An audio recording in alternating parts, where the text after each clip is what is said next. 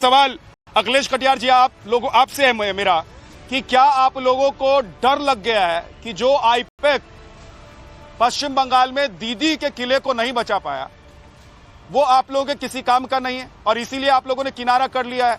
आप लोगों ने क्या डर का प्रूफ दे दिया है?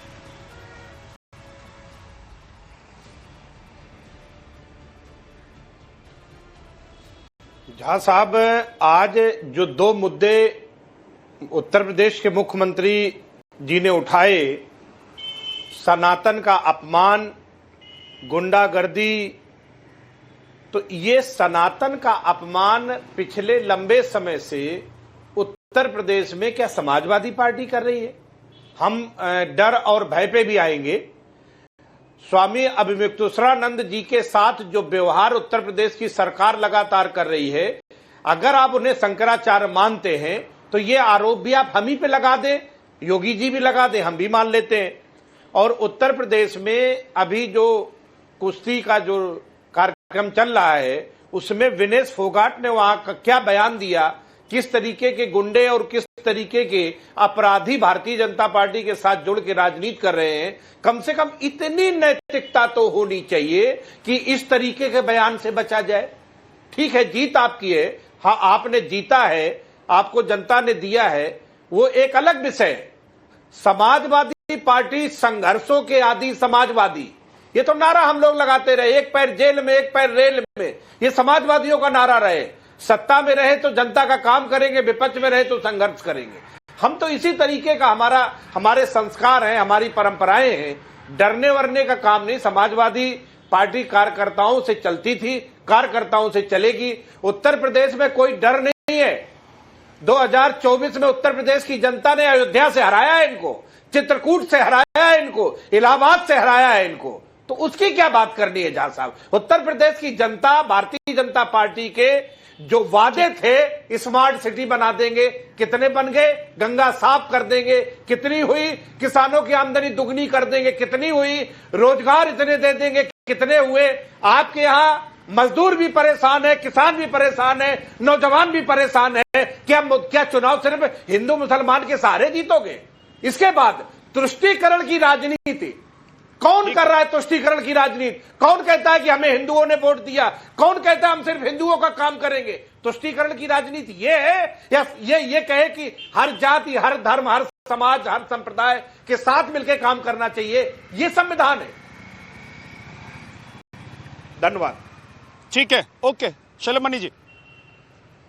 विद्या भाई, मैं उम्मीद करूंगा कि मुझे भी पूरा मौका मिलेगा। मैंने बिना किसी को टोके उनकी पूरी बात सुनी।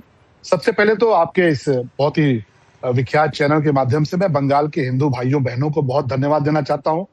उनका हाथ जोड़कर अभिनंदन करना चाहता हूं कि बंगाल में उन्होंने इतिहास रचा, और आज उस इतिहास रचने का परिणाम यह कि पूरे देश का जो हिंदू है वो आज इस बात से गौरवान्वित हो रहा है कि बंगाल के भीतर जो लड़ाई थी विद्या भाई, वो 70-30 की लड़ाई थी।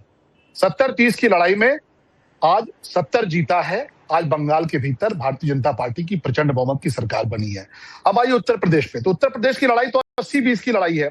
जब हम 70-30 की लड़ाई जीत कर आए, प्रचंड बहुमत के साथ जीत कर आए, तो उत्तर प्रदेश में तो 80-20 की जो लड़ाई है, 2017 में भी भारतीय जनता पार्टी की सरकार बनी, 2022 में भी भारतीय जनता पार्टी की सरकार बनी, और इस 80-20 की लड़ाई में 2027 में भी प्रचंड बहुमत की मोदी जी के नेतृत्व में, योगी जी के नेतृत्व में भारतीय जनता पार्टी की सरकार बनेगी। जहां तक बात रही सनातन की, आप जरा देखना शुरू करिए, नाम गिनाना शुरू करता हूं। ये समाजवादी पार्टी के हमारे साथी बैठे हैं, इनके बहुत ही बड़े नेता होते थे स्वामी प्रसाद मौर्य जी। उन्होंने रामचरितमानस जलाई थी विद्या भाई। परिणाम ये हुआ कि हमारे यहाँ के एक बहुत ही साधारण से व्यक्ति सुरेंद्र कुशवाहा ने बुरी तरह चुनाव हराया। स्वामी प्रसाद मौर्य जी का कैरियर खत्म हो गया। आप तमिलनाडु में आइए, स्टालिन फैमिली को देख लीजिए। ये सनातन को डेंगू बोलते थे, मलेरिया बोलते थे, उनका क्या हश्र हुआ पूरे देश ने देख लिया।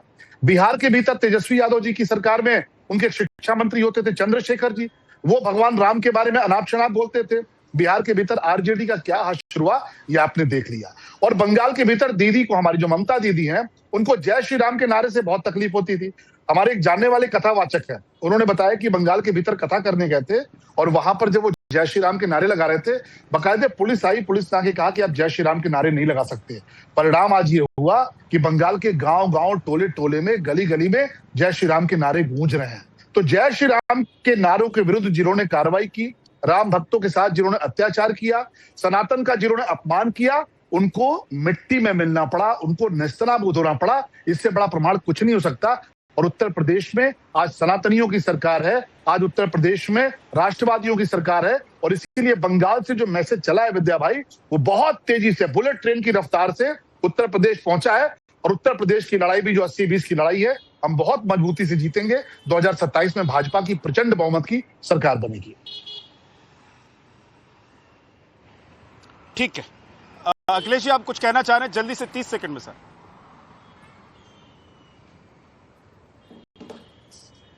अखिलेश नहीं, कटियार। मैं कुछ नहीं कहना चाहता हूं। ये जो सनातन और उसकी बात जो जी त्रिपाठी जी बोल रहे हैं, इस पे मैंने शुरू में राय दी है।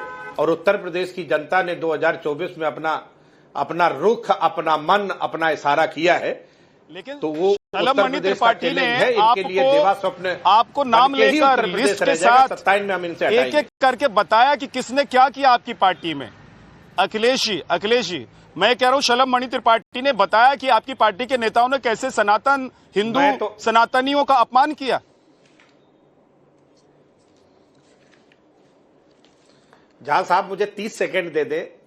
जो कथावाचक की बात त्रिपाठी साहब बोल रहे हैं, उत्तर प्रदेश में, मध्य प्रदेश में, छत्तीसगढ़ में कुर्मी समाज की लड़की जो यामिनी साहू, और ये एक लड़की थी जबलपुर में पटेल, देविका पटेल, जब ये कथा वाचन करने जाती थी, ये सनातन समाज की है, हिंदू समाज की है, हिंदू बटना नहीं चाहिए, हिंदू एक है। तो एक से कहा जाके मुजरा करो और एक से कहा नाच गाना करो, तुम्हारा कथा वाचन काम नहीं है। ये हिंदू समाज में होता है। उस पर भी त्रिपाठी जी बोलिए कभी कि दलित पिछड़ों के साथ उत्पीड़न हिंदू समाज में कब बंद होगा। सही बात है। आपके साथ मिल अखिलेश कटियार हैं, सनातन का त्रिपाठी आपको जवाब देंगे, लेकिन एक बात मैं आपको कह देता हूं, अखिलेश यादव यही जो आप लोग जबलपुर से लेकर कन्याकुमारी तक खोज कर ले आते हैं ना अखिलेश जी, यही जो आप लोग जबलपुर से लेकर कन्याकुमारी, कश्मीर से लेकर कन्याकुमारी तक खोज कर ले आते हैं ना, कि एक एग्जाम्पल कोई मिल जाए कि कैसे हम सनातनियों के खिलाफ बोल रहे हैं,